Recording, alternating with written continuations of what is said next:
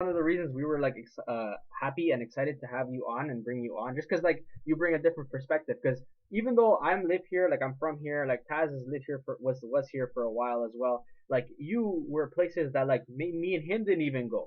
You know what I mean? So it's kind of like you bring that perspective. So it was nice to have you on and you to tell us like how it actually is, because you can read as much as you want about things, right? But like you don't actually know until you're there how it is, you know?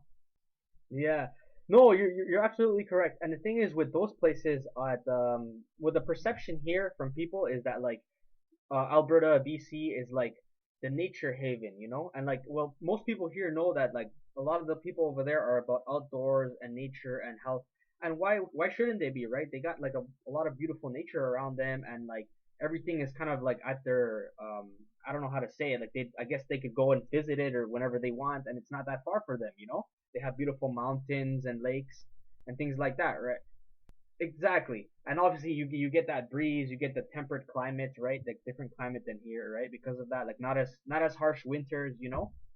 And no, I was talking about BC specifically with that one. Just because it's beside the ocean, and you know, actually they always rank Vancouver as one of the most beautiful looking cities, right? Like the way, like just how it looks and stuff, right?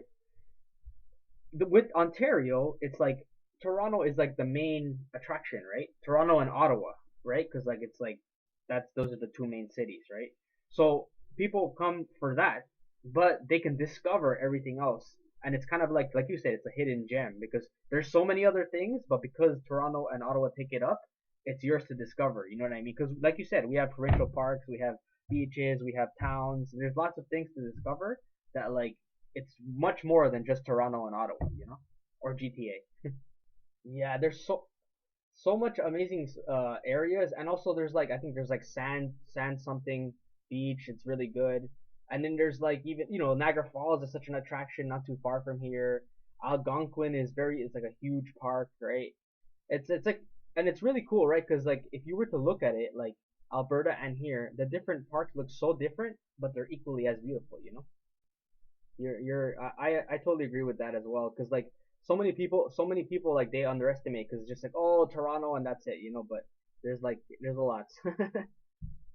Actually, if you were to like I don't want to talk bad about them because that's how like they have their own things. Obviously they have their negative perception about us. Some of them, it's just the perception, right? Like some people we have see things negative about there as well, but nowhere is perfect, but everywhere has something that as a draw for some people. I guess that's what I would say.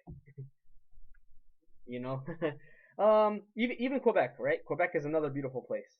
Has like a lot of beautiful, yeah, exactly. And their winters are pretty brutal.